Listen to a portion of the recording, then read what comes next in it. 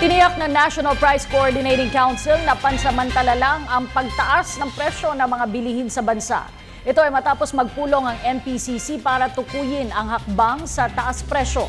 Nag-uulat si George Bandola via phone patch. George? Cathy, nandirito ko ngayon sa Department of Trade and Industry. Katatapos-tapos lamang na isinagawang National Price Coordinating Council ng Department of Trade and Industry kasama ng iba't ibang mga sektor mula na rin sa agrikultura at gayon na rin sa mga supermarket and groceries associations. Binanggit itong si Secretary Gregory Domingo ng DTI bilang chairman din ng National Price Coordinating Council.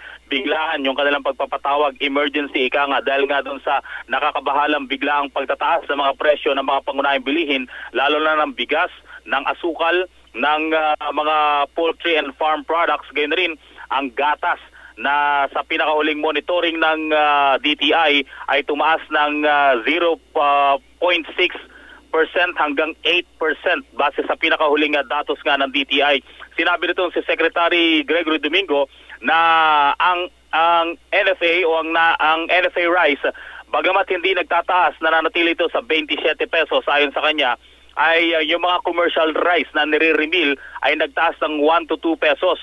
At dahil daw ito, natukoy ng NPCC DTI ang pagmamahal ng bigas dahil sa kakulangan di umano ng allocation o ng supply ng NFA sa iba't ibang mga merkado. 4,000 tons lamang ang inilalabas pala ng NFA, kung kaya tinatasan nilang magdoblehin o triplehin ang paglalabas ito ng bigas upang ma-remeal, at kung ibebenta man ito bilang commercial rice ay magmura pa rin ang presyo.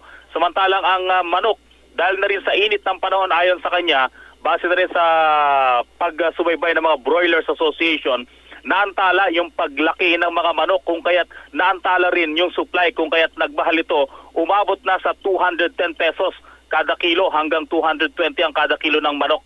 Pero ayon sa kanya, pansamantala lang ito dahil nangako yung mga farm producers na bibigyan ng atensyon ito at maglalagak ng mas maraming pagpakain, pataba sa mga manok upang makahabol, lalong-lalo na ngayong papalapit ang second half.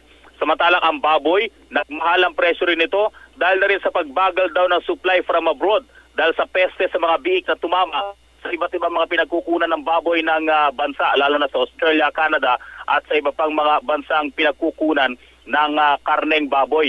Yung karneng baboy, dahil na rin sa mababa rin yung isinusupply nito sa market, ay hindi nito natugunan yung dami ng demand, kung kaya nagmamahal yung presyo nito. Samantalang sa gatas, competition daw, at yung pagmahal ng presyo ng raw materials galing sa China, lalo na yung skimmed milk at yung whole milk, ang nadahilan nito kung kaya nagtaas ng presyo yung presyo ng gatas.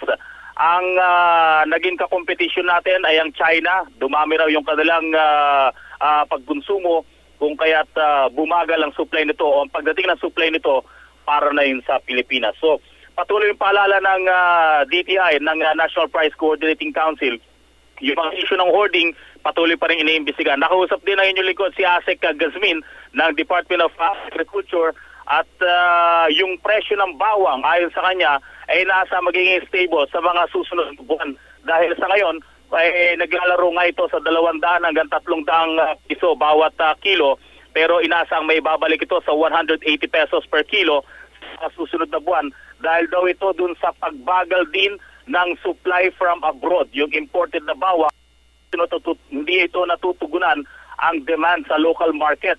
Yung ating local bawang producers pala, 15 to 20% lang ay naisusupply sa merkado, kung kaya't gagawa sila ng paraan para magkaroon ng mas maraming supply sa Metro Manila.